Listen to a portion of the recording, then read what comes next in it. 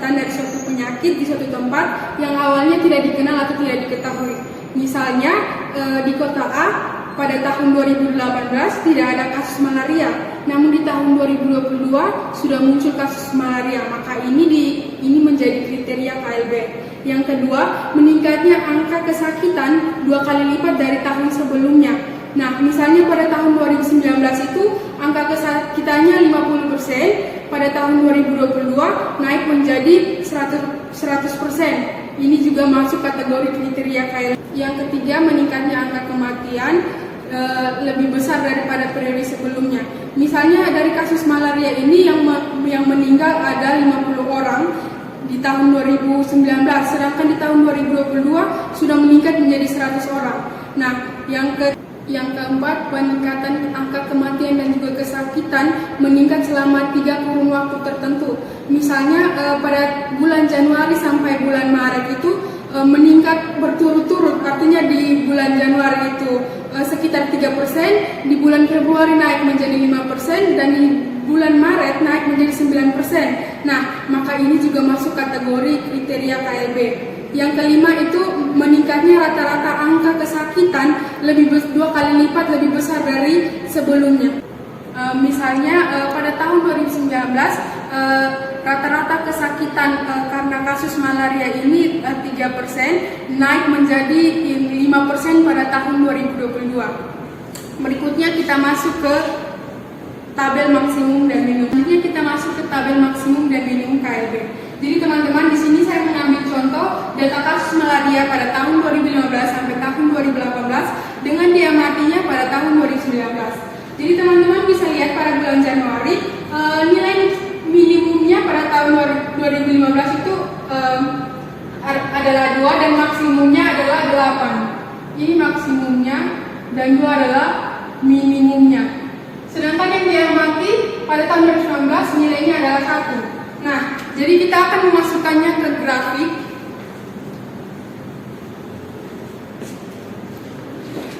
Pada bulan Januari nilai minimumnya itu adalah 2 dan nilai maksimumnya adalah 8. Begitupun seterusnya kita lakukan pada bulan-bulan seterusnya sampai Desember nantinya.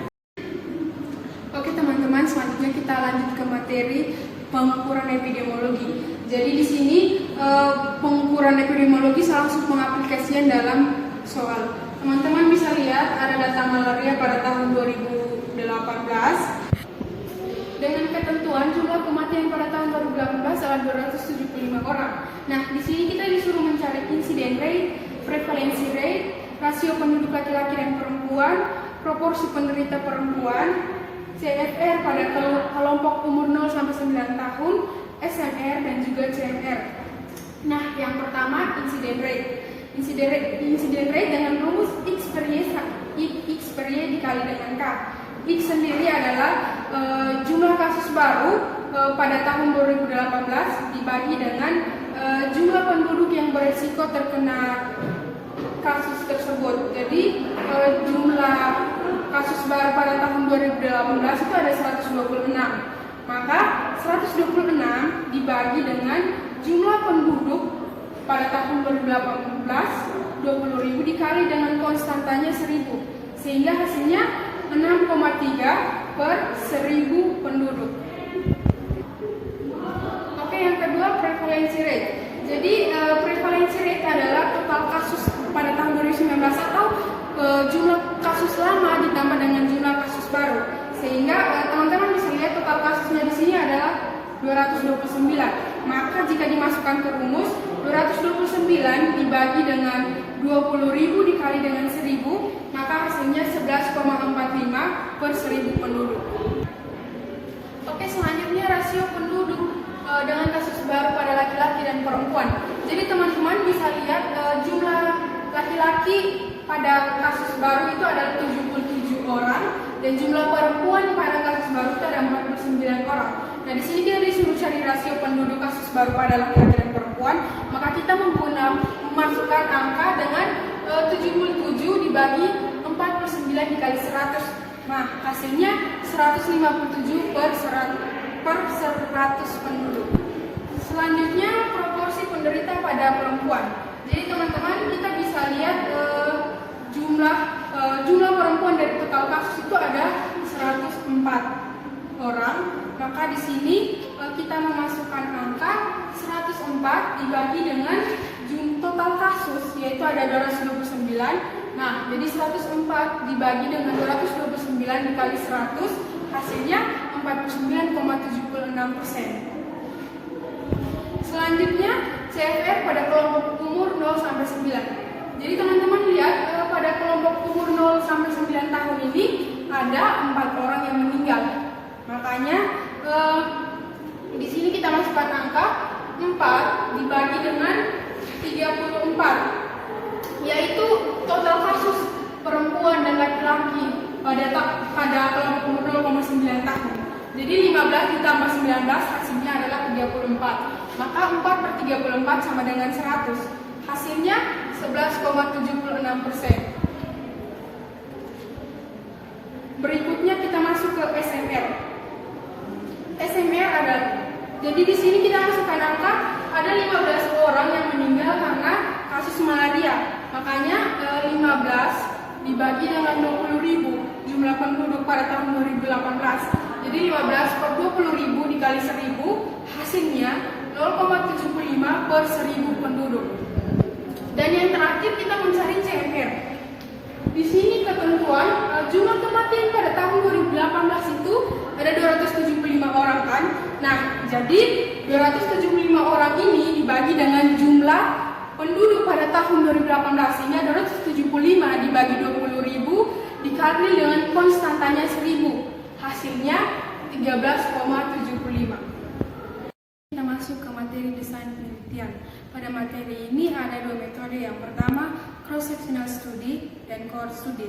Nah, menggunakan pada cross-sectional study dan core study ini dia menggunakan perhitungan risiko relatif atau RR. Nah, cross-sectional study dan core study ini untuk menjawab berapa kalikah orang-orang yang terpapar faktor risiko untuk menderita penyakit apabila dibandingkan dengan orang-orang yang tidak terpapar faktor. Untuk perhitungannya saya langsung aplikasikan ke dalam soal. Nah, teman-teman bisa lihat di sini ada tabel penyakit dan faktor risikonya. Jadi kita menggunakan rumus risiko relatif dengan A per A tambah C dibagi B per B tambah D. Perlu diketahui teman-teman ini sebagai A, B, C, dan D. Jadi A ini 90, jadi 90 per 90 tambah 20 dibagi B-nya 30, jadi 30 per 30 tambah 60, sehingga hasilnya 90 per 110 dikali 90 per 30 hasilnya 2,45. Ini berarti orang yang tidak mencuci tangan akan mengalami kemungkinan menderita penyakit flu lebih 2 kali lebih besar daripada orang yang mencuci tangannya. Oke, yang kedua itu case control study. Nah, jadi case control study ini menggunakan perhitungan odds ratio atau R untuk menjawab pertanyaan berapa kalikah faktor resiko menyebabkan penyakit bagi kelompok terpapar dibandingkan dengan kelompok yang tidak terpapar. Nah, untuk perhitungannya kita langsung aplikasikan ke dalam soal. Jadi teman-teman bisa lihat di sini ada tabel. Jadi kita bisa menggunakan rumus odds ratio yaitu A kali D dibagi B kali C. Teman-teman bisa tahu bahwa ini sebagai A, ini sebagai B, ini C, dan ini D. Nah, jadi A-nya 200. Jadi 200 dikali 270 dibagi 30 kali 300. Hasilnya 54.000 dibagi 9.000. Hasilnya 6. Artinya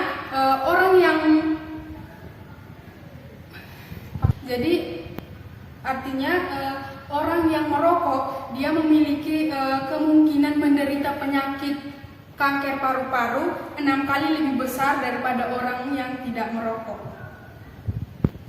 Kita lanjut ke materi selanjutnya yaitu screening atau penyaringan. Screening adalah suatu cara untuk mendeteksi atau mencari penderita penyakit tertentu, baik yang memiliki gejala maupun yang tidak memiliki gejala, melalui tes atau pemeriksaan secara singkat dan sederhana pada suatu kelompok untuk memisahkan mereka yang sakit dan juga mereka yang kemungkinan besar menderita. Nah, kemudian hasilnya akan diproses melalui diagnosa dan juga pengobatan. Untuk pelaksanaan screening itu dilaksanakan dengan 3 bentuk. Yang pertama secara massal pada penduduk tertentu. Jadi dilakukan penyaringan secara massal di suatu kelompok tertentu. Yang kedua secara selektif ataupun secara random pada mereka yang memiliki resiko tinggi. Dan yang ketiga ini bersifat untuk satu penyakit ataupun bisa serentak berbagai penyakit. Oke, selanjutnya ada perhitungan screening, namun saya langsung mengaplikasikannya dalam soal. Jadi teman-teman bisa lihat di sini ada tabel yang berisi tentang hasil pemeriksaan serta status penyakit seseorang. Nah, di sini kita disuruh untuk mencari true positif serta true negatifnya, sensitivitas dan juga spesifisitas NPV dan juga PPV, false positif dan juga false negatif. Nah, true positif didefinisikan dengan mereka yang melakukan pemeriksaan dan hasilnya positif dan status penyakitnya memang mereka sedang sakit. Jadi, true positif ini dikatakan sebagai dapat disebut A atau 10. Selanjutnya true negatif. True negatif yaitu mereka yang melakukan hasil pemeriksaan hasilnya adalah negatif dan mereka memang tidak sakit. Jadi hasil pemeriksaan dan status penyakitnya itu memang sinkron dan sama. Sehingga true negatif ini kita sebut dengan B. Jadinya di sini 90. Nah, ini A, ini B, dan ini C, sedangkan ini D. Pause. Oke, selanjutnya adalah sensitivitas. Nah, sensitivitas adalah kemampuan dari tes secara benar yang menempatkan mereka yang benar-benar menderita pada kelompok penderita. Nah, di sini rumus yang kita gunakan adalah A per A tambah C. Nah, teman-teman bisa lihat A di sini bernilai 10. Maka 10 dibagi dengan 10 tambah C di sini bernilai 40. Maka 10 per 10 ditambah 10 sama dengan 10 per 50 hasilnya 0,2. Yang berikut adalah spesifisitas. Nah, spesifisitas adalah kemampuan dari tes secara benar yang menempatkan mereka yang benar-benar tidak menderita pada kelompok sehat.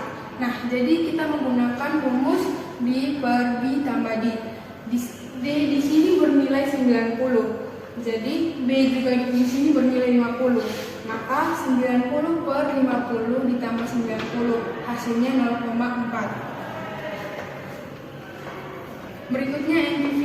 Nah, pada NPV ini kita menggunakan rumus D dibagi C tambah I. Jadinya 90 dibagi 40 tambah 90 hasilnya 0,96.